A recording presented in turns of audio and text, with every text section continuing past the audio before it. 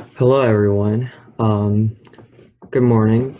So my story begins sophomore year, the day before winter break, when I ran into my English class and I sat down right next to my window, but close enough to the TV so I could see the slides as usual. As the student presentations commenced, my teacher crossed her arms and assumed her sleeping stance as usual. Everything was as usual until it wasn't. Midway through one of the student presentations, one of my classmates started squirming, and then he immediately proceeded to bang his head against the table. This sound woke up my teacher from her slumber, and I watched the entire mental breakdown play out, absolutely stunned. My teacher urged our class to continue the presentations as if nothing happened, and after she exited with my classmate, a couple of whispers and gasps later, everything was normal again. I came back from that winter break and we all forgot about the incident. However, for me, this was the first time my sense of normal was challenged. As I slowly started to realize nothing was normal. This was also around the time where I was struggling. Everything around me was bland, and my concern was that I was just existing and not really living. I didn't really have anything I was passionate about, so consequently, I started to perform magic more.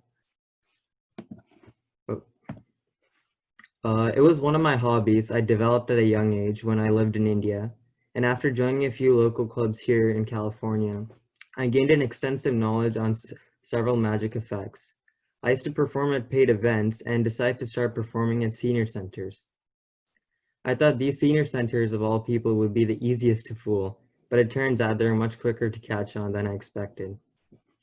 Since my first performance, every month I started to perform for the elderly, and when I leave knowing that my audience has been entertained, there's a sense of mutual satisfaction because it brings me happiness to see other people laugh and smile. However, the more I performed, the more I realized my limitations. The residents frequently felt lonely, and while they appreciate my performance, the joy I bring to them didn't have any longevity. This experience, along with my classmates' mental breakdown, was when a shocking trend emerged for me. Many people in our society lack the emotional support they require, which causes them to feel abandoned and alone. I arrived at a critical junction of my life as I discovered that a surprising amount of people suffer from mental health issues. In an attempt to resolve this, I spent the past few years developing a mobile telehealth app intended to connect students with my school's counseling and other external health services. The app espouses a preventive approach to diagnose students' mental health issues. I was planning on launching the app earlier this year, but then that was when COVID-19 unexpectedly happened. The adversity of the COVID-19 outbreak and the ambiguity surrounding it elicited much stress across various demographics, and everybody was scared and we basically had another epidemic at hand, a mental health epidemic.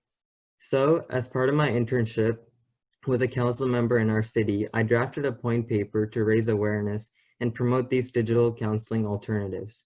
I also knew this was the perfect opportunity for me to release my app, and I did exactly that. To get more students onboarded as well as counselors, I tied up with an organization called Students Against Corona based in Oxford, UK. They promised to grow and expand the app as well as financially commit to it. I share this story not because I feel entitled or that my story is amazing or super remarkable. Mental health isn't given enough thought and is always put in the back burner. Not enough people take it seriously, and while it is being discussed more nowadays, we still have a lot of catching up to do. I hope my experience with mental health might help some of you better understand the importance of mental well-being, especially during this COVID-19 crisis. Thank you.